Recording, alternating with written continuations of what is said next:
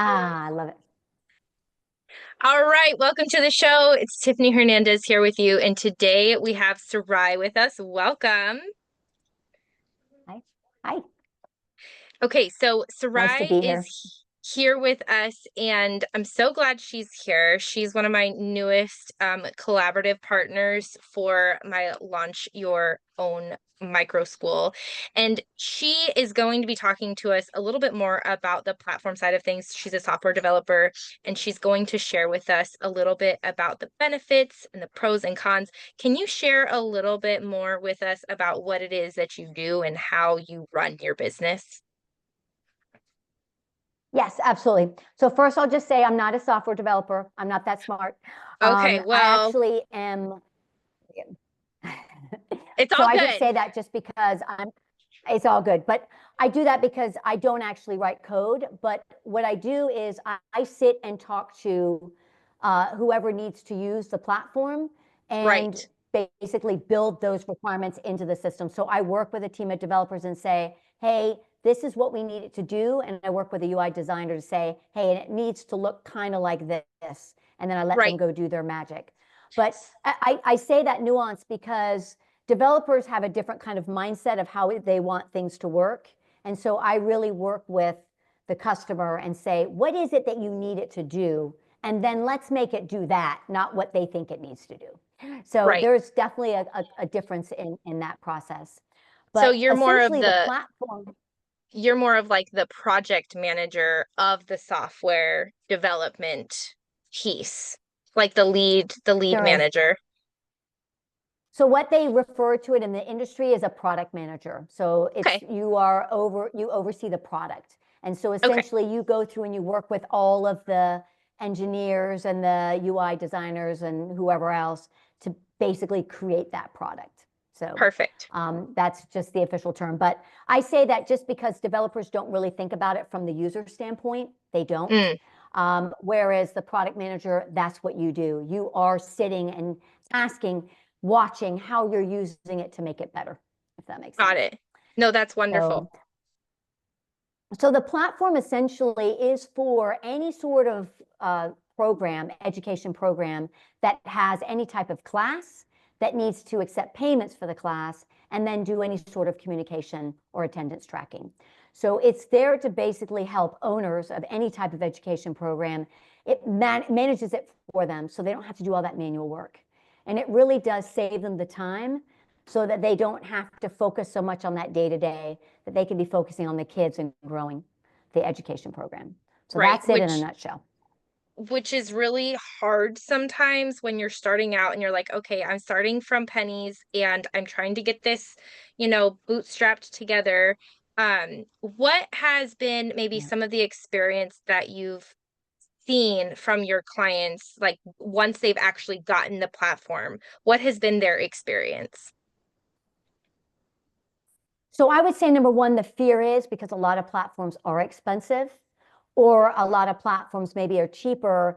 They don't cover enough to where it makes it worth their time to learn Right. it. But it is affordable. It's very affordable. I've made it affordable.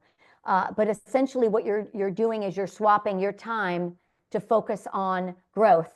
So they found, wow, I just freed up all the time of chasing, trying to get payments to help me pay. Now the system automates it. And I'm finding actually, I just met with a client earlier for training, and they said now that the system is doing automated payment reminders, people actually pay.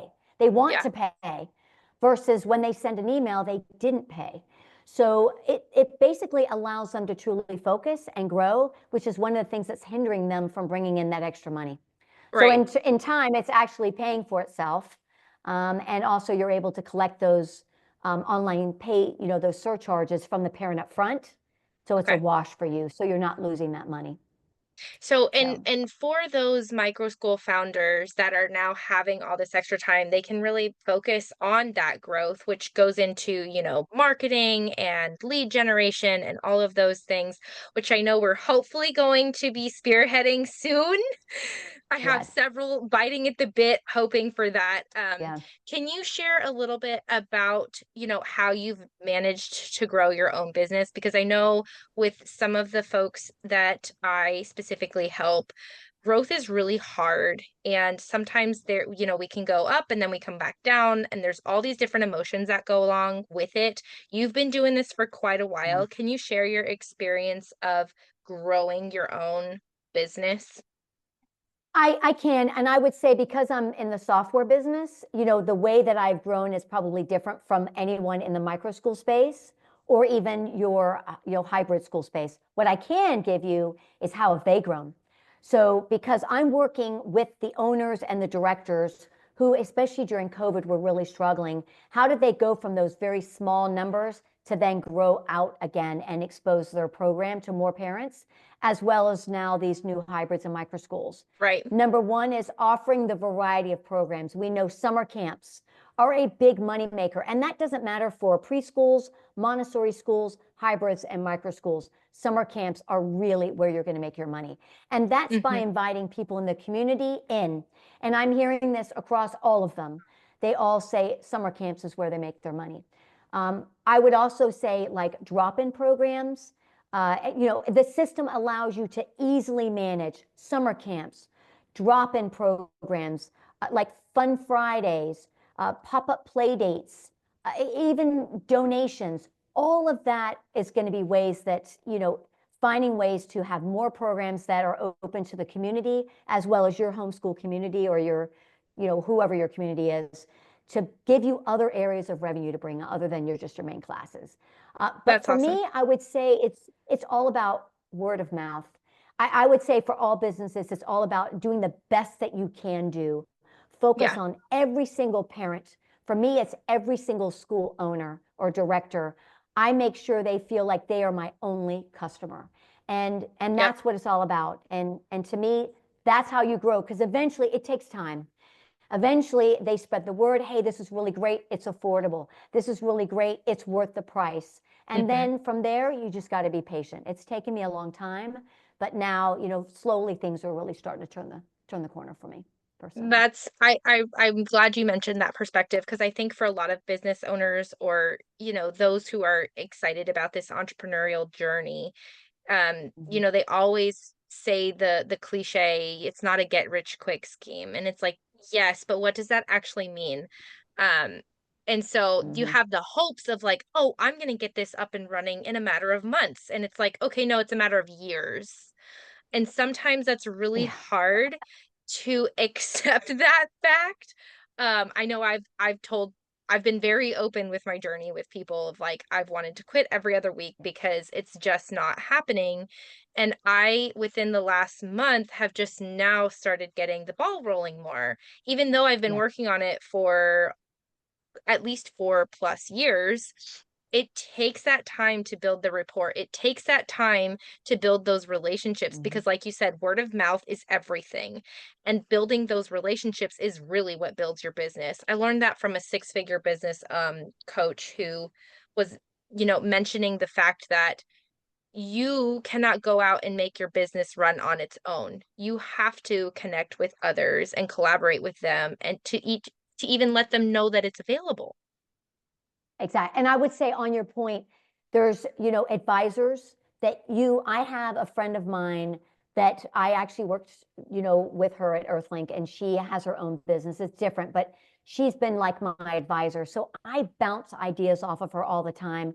And you need someone that when you're feeling low, that you can talk to them so they can kind of help you get through those really tough times and to help you Absolutely. kind of reignite that passion into what you're doing.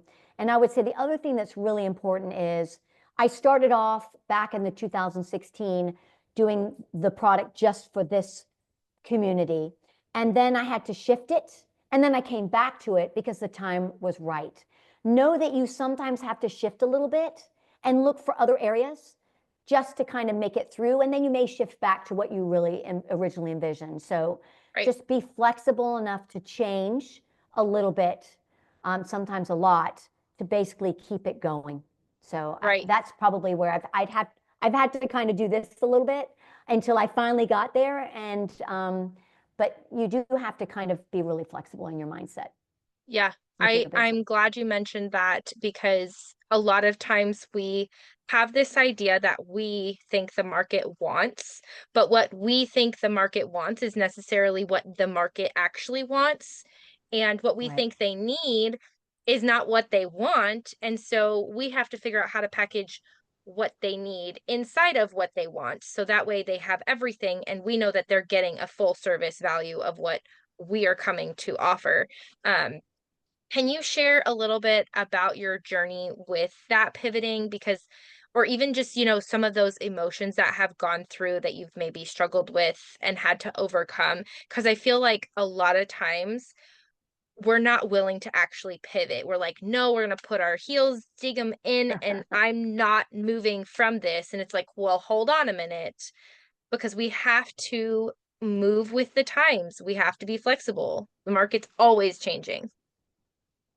It certainly is. And I would say, I'll give a personal example and then one of the schools that had to pivot to somewhat. So for me, like I said, I started off in the homeschool space and there was a little bit of excitement and then Facebook came out and it basically, they were like, well, we're just going to use a free product. I then had to decide, do I just shut down at this point or do I pivot?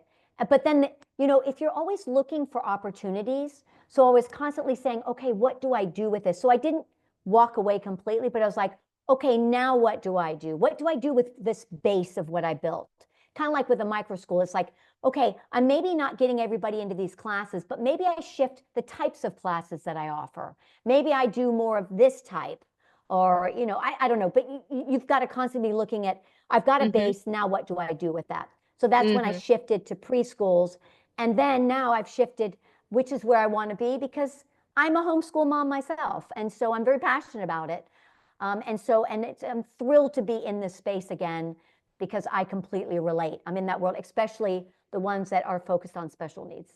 That just means a lot to me personally. So, and there's more programs now for those types of kids. But Yeah. for example, that one school that I was during COVID, they basically dwindled, and there were other schools, bigger schools, that were taking from their student population. And that's when we pivoted. She and I talked about, well, let's add in the ability to get donations from the community. So she was able to collect donations from the community, the church community, part of the church, and then also from patrons within the school. And then she started doing, like, I was like, Mom's Morning Out. Why don't you start offering Mom's Morning Out? So then she started doing those. And then I explained to her, Chick-fil-A is really popular at the preschools. They do fundraisers with Chick-fil-A. So she started doing pizza, where she would do pizza and say this is a fundraiser and was able to get money that way until she was able to get the number of students up, and now she's doing fantastic. So I would say just look at different types of programs that you can offer, knowing the parents in your community, saying what are some of the needs they have and can I accommodate it? And I do think, not meaning to go back to the system, but having a system that does the heavy lifting for you Oh, yeah. so that you can quickly offer it, bring in the money, because she just dropped it on the system. They signed up and they paid, they got the receipts, and she could focus on what can I do now? And she went from a very low number to now she's almost tripled, which is Wow. super exciting to see them do so well. Yeah. So you Flourish. just got to keep an open mind and looking for opportunities to Hmm. go to bring in those extra, to bring in the Hmm. extra money, essentially. Yeah. The offers, definitely having multiple offers. That's something that we work with our clients on to be more sustainable. You have to offer more. You can't just do the one program that you want to do. I think another thing that we have to recognize as well is, I know we've talked about this before, is having a team. Originally starting out, you don't have the funds to pay for the team. You don't have the funds to have like a full-time staff with you. But understanding that ideally you can be owner operator Yeah. and teach or lead your team to do those things that you maybe like to do, or the things that you maybe don't like to do, and then the things that you also like to do, you do Right. enjoy teaching. Okay, so maybe teach one class, but don't teach all 5 classes. So that way you can actually Right. focus on making the business sustainable, because now you're going to be managing at a point so you can grow and expand. It's hard to do that when it's all on you. Yeah, I agree. And I've watched one particular that started out as a hybrid and then has now added on 2 sites. And some of the things was summer camps, offering those summer camps, and then also tutoring. So I know that some start tutoring and then move into the micro Yeah. school space, and then others are micro school and then added on tutoring. But I've seen, that's when you get, you expose your tutoring, services to your students as well as the community. And I think you're trying to make your service, your product available to as many people as you can, keeping your micro school to your small group. But those other services, that's really what's going to keep funding your program. Absolutely. And can you share some too about like just how that management side of the platform, because we have some that again are still maybe using Google Forms or like trying to piece together that with Jot Forms and or a Yeah. Facebook group or whatever to manage everything. Can you share a little bit about how your system really makes that simple? Yeah, so essentially a lot of the different types of products that you're using, I know Jot Forms, the product is essentially the same price as Jot Forms. And Jot Forms is just basically getting your information in and you get some basic reports. But really the key is you can allow parents to sign up for classes themselves. They can self-enroll if you want them to. So you're not having to get their information, manually fill out the information, and then say, what's my roster? I'd say that's the biggest one, is not having to manually create your roster. That's a huge amount of time. Also, once you get parent information, it's you then we're having to update it, right? If you're using a Jot form or if you're using a Google Sheet. The system basically allows the parents to update it themselves. You've got your Right. directory where they just go in and edit and change it themselves. And allergies is in there, just logging into the app or the website and you see their allergies. And That's then as awesome. far as the payments part, allowing parents to just log in, select, see what's due, pay for the whole year, pay for the 1 month. They pay, they get receipts, they can grab their own receipts. You don't have to do any of that. It's done through the system. Right. And then finally, your communication, one product. You just go to a page, like your happenings page, you drop a, hey, don't forget about the party, or hey, there's a 2-hour delay today due to weather. Everybody immediately gets an email or an app message. And you don't have to worry about finding the other product or logging in. It's all there, and it's there in one place for the parents. So it just makes it easier and more professional, which is what I've heard. This Yeah. makes me look more professional as a Yeah. school. And it's so affordable and it's so easy to use that it just gives us a more organized front to the parents. I'm glad you mentioned about the professionality of it because a lot of times I've seen, well, I'm not getting people to trust me or they seem like hesitant to want to work with my company. And I cannot stress enough about the professionalism of how you actually present yourself online as well as Yeah. like once you're in your school. So we don't actually have a facility. Yeah. My program, we're at parks and different things. And so we're a much smaller, more homeschool co-op type than a micro school setting. But I would say because we've made a very professional front, it makes such a difference for Yeah. how those parents will either interact with you or not. And can Yeah. you talk a little bit about the platform, I love how it's laid out because I like how you have a simple login and you have the simple calendar. Can you share a little bit about, how easy it is for these parents to go in and use it? Oh, yes.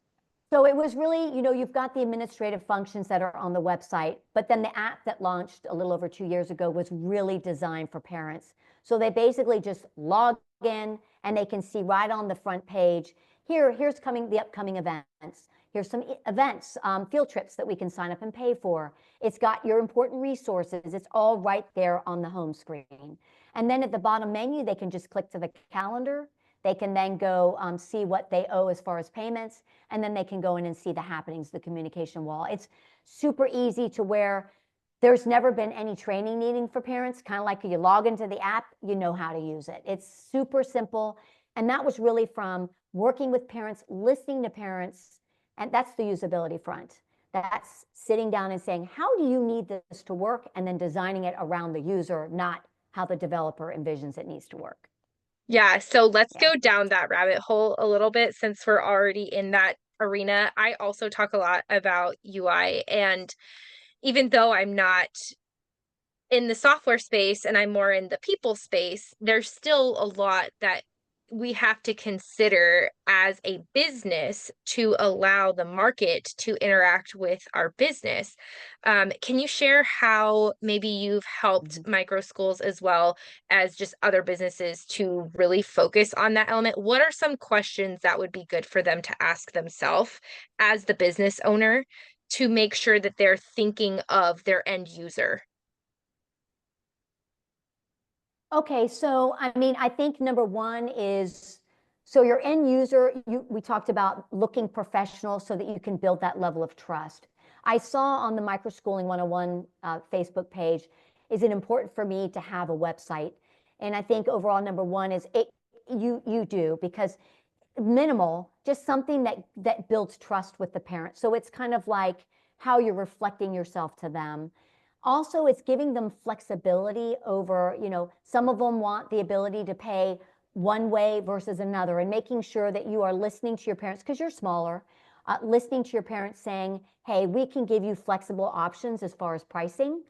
And I think just knowing that you're listening to them, that you can give them discounts easily, sibling discounts, that's appreciated because that's what they're looking for. They're looking for a little bit of a discount. And then being able to easily communicate with them. Again, that's that professional side of things. And if you come across as organized, they will then say, this is where I'm sending my child. I trust them because they appear organized. So I would say those are the things to really, that's what I've seen have worked for others. And offering the most types of programs for flexibility, because parents have doctor's appointments. They have things that they need to attend to. And I think by giving them those options, they will then say, this program, your micro school, your hybrid program is so critical to me. It helps me manage my daily life. Right. So. And I'm glad that you're talking about the parent here, because a lot of micro school founders or teachers are thinking about their end user as the student, which yes, they are important, but they're not the decision maker in that household. Yeah. So you're really making your business appeal to the parents of said students that you want to connect with, whether they're special needs, whether they're neurodivergent, whether they are neurotypical, or maybe they're like extra brilliant.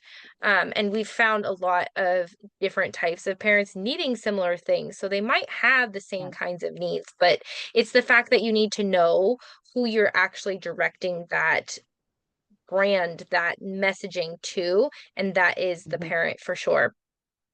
So if somebody was wanting to come up with a platform like this for their school, what would they need to do? And like maybe they're like me and they're really small. They're like, do I actually need this? Or is it going to be too much? I just have one program, or, I'm just starting out. What is the benefit for me to start with this at the foundation level versus like growing into having a program?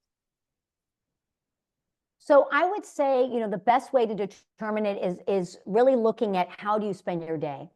So if you feel that it's, there's some where they don't need a program. The way that they're managing it works for them. It's kind of like homeschooling, it's homeschooling is what works best for you. That's what we love about it. It's really based on you and what you need. If you feel like you're able to manage it, great. Once you get to the point where you're like, I'm not able to really manage my finances well, I can't tell. Like there was one that came to me that they're small, they have 5, but they're like, it's becoming a problem for me to focus on educating because, they're working on, teaching. How can I manage chasing for payments when I'm so focused on, I am trying to get the lesson plans together, but I need to collect the payment to pay myself and to pay, my extra teacher, So to me, once you get to the point where you feel like you're not doing a good job at your core, then it's time to look at a platform. And to me also, if your parents are struggling with, where do I go to pay? Where do I get this information? What's going on with the school? This is way too many programs that you're making me use free ones, but it's making it difficult for me.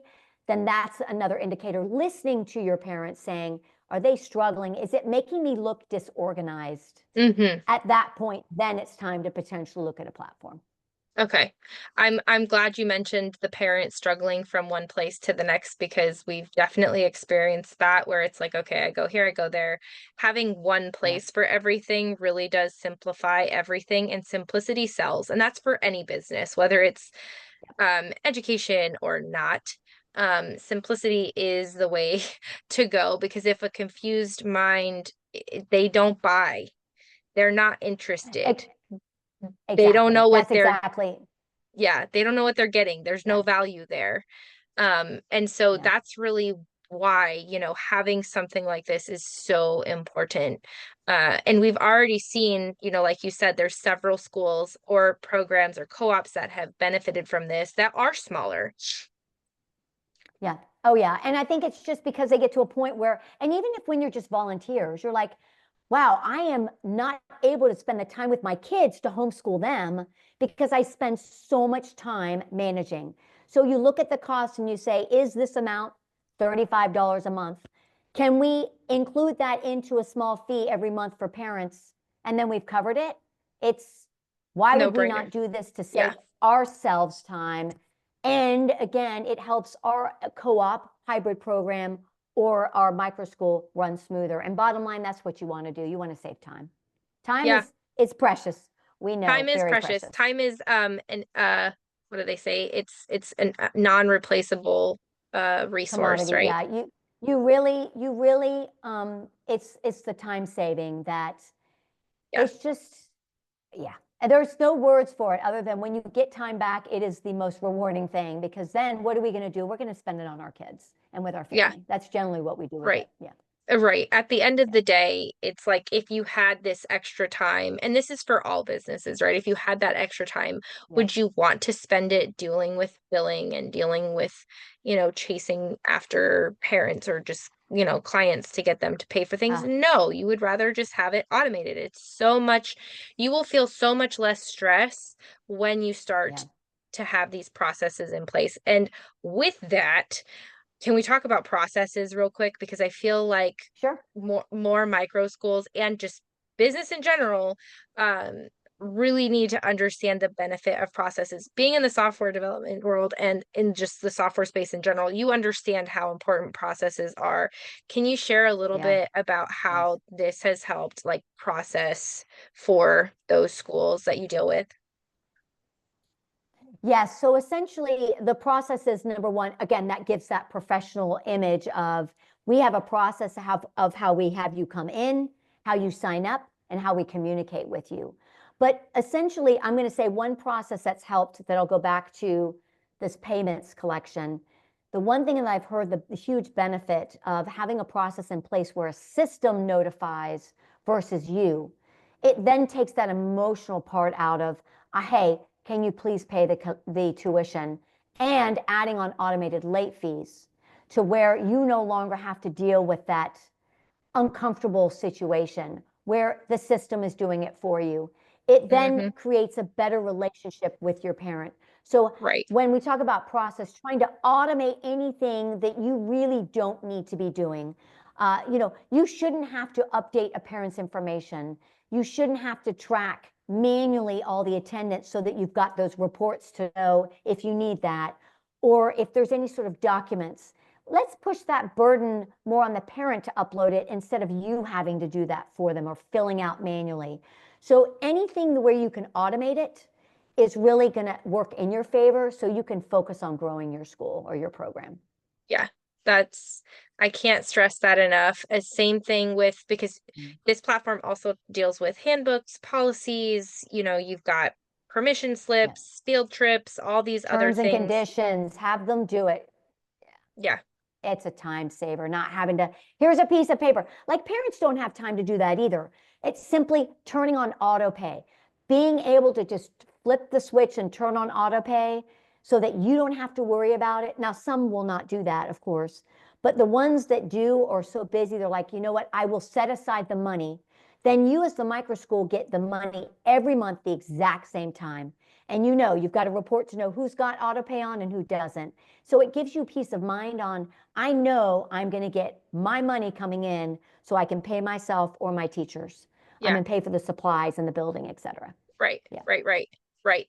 And then we'll like just touch on the reports because you've mentioned it a few times. The reports within business, I know a lot of times starting out, you're not worried about reports. You're like, what is that? Why do I need that? What is this important for?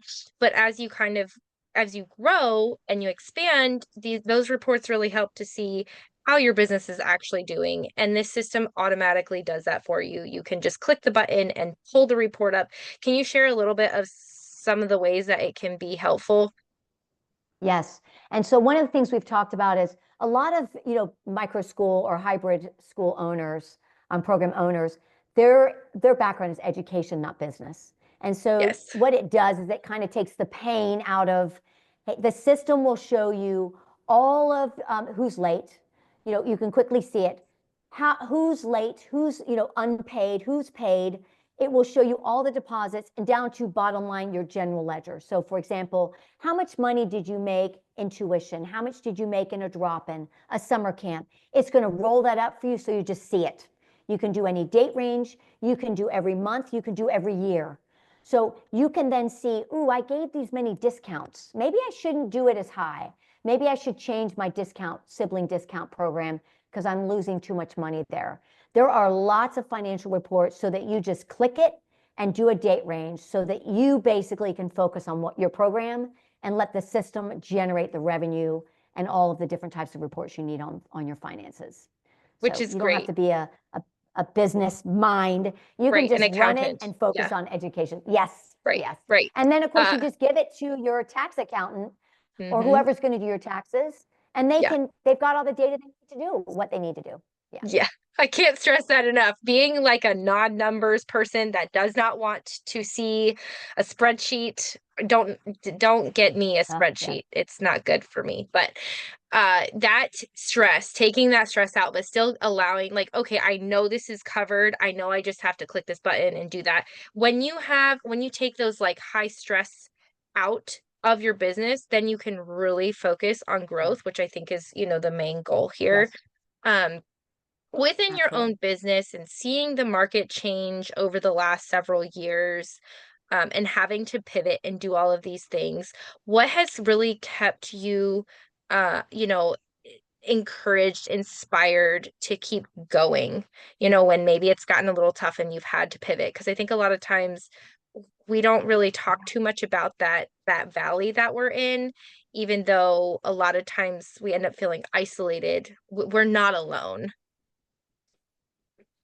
No, I would say, yeah, I've had to pivot. I would say the biggest time was after COVID, where a lot of key, huge software companies shifted into my space where I was. And they just dropped the price to nothing. Actually, they were giving it away for free as an incentive. And I was like, how do I compete with this? Right. What do I do? And there are moments where you are just, what do I do now? How do I compete? And then you have to sit and say, okay, what makes me different and better? And I'm going to focus on that message. And that doesn't matter what business you're in. Focus on where you are different and better, and then just focus on that.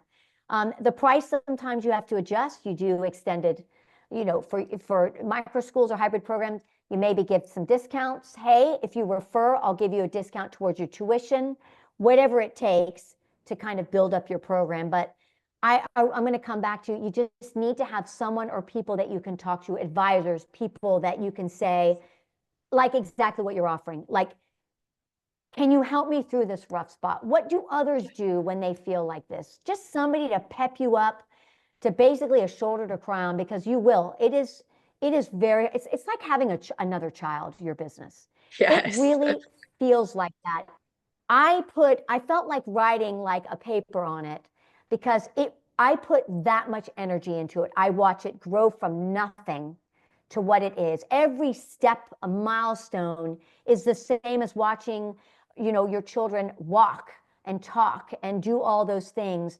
You feel the same way. I mean, honestly, it sounds crazy, but I think you can say it, you Mm-hmm. feel the same way. You Yeah. put as much time and energy into it as you do your child. It's in a different way because bottom Mm-hmm. line, I'm going to say this personally, at the end, it's going to help me with my retirement. So, Yeah. our children, we're putting forward into the world to have a successful life and a fruitful life. But this baby is going to help with my retirement, our retirement, my husband and I's Right. retirement. So there's, there's a different end goal with it. But I Right. would say that it's having advisors to help you through those rough times. Mm-hmm. I've been through them. I had to pivot. I had to change my pricing model completely to compete. And then I had to really sit down and say, focus on what you're good at and where you're different. And that's where you just keep forging forward, is on that. Yeah. Yeah. I can say having business advisors myself, I always tell my clients, if your business coach or mentor doesn't have a mentor or a set of advisors, it's probably not worth it because they're not getting fresh ideas, they're not bouncing ideas, they're not Right. collaborating. And that Yeah. same goes for every business. There's always going to be somebody above you and somebody below you that you can help. And so to keep that in mind, I've grown exponentially within the last year than what I did like in the past 4 years from adding, because I was Right. trying to grow on my own and thinking, oh, I'm not, because I really wasn't starting out like this. I wasn't starting out to do any of this. But God has its own, he has his own ideas with how we end up directing our paths. And I pivoted myself because I'm like, okay, I really do enjoy this. And seeing that, like, Right. oh, everybody has business mentors, everybody has, these advisors, and they're constantly improving their business knowledge. Because you do have to think like an entrepreneur, you do have to think like a business owner. You can't just be the Yeah. teacher. Like, teaching classes is great, but you've got to take both of those hats and put them on sometime. And sometimes it's overwhelming. And so, like you're saying, bouncing ideas off of somebody or even just Yeah. having that shoulder to cry on makes such a difference. And you can go that much further, that much faster. You can get over those humps a lot quicker than what you Yeah. would have by yourself. And get advice from others. I mean, that's like you Oh, talk yeah. about, you really need to go, going out to others and saying, hey, what do you do? Which is really where the Facebook group comes into play, Mm-hmm. asking others, what have you done in this situation? And getting advice from others. Because to me, learning from others, you don't have to reinvent the wheel. Learn from others, take it, make it yours. Because Mm-hmm. again, you can put your spin on it, but take it, learn Absolutely. from it, and say, yes, then you put your stamp on there. What makes you unique? What makes you better? And Right. that's basically how you can basically keep going forward and growing Yeah. your program. No, that's Yeah. wonderful. So if anybody wants to connect with you, where would be the best place for them to actually come and see what you have to offer or do a demo, anything like that? Just go to my website. It's www.ourschoolhangout.com. So just go in there and you'll see request a demo. And we do a video, demo over Zoom. And you can go through and ask questions. And then at that point, you can sign up for a free trial. But yeah, Perfect. love to talk to other micro school and hybrid owners. Absolutely. Well, it's been such a pleasure. Thank you so much for sharing your advice and your knowledge in this space, because I think a lot of times, like you said, that knowledge from others is very important. So we're so glad you could come on and share. No, thank you. I really appreciate you having me on and interviewing me. I really appreciate it. Thank you. Absolutely. It's a pleasure. All It's right. always fun to chat with favorite people. All right, everyone. We'll see you next time.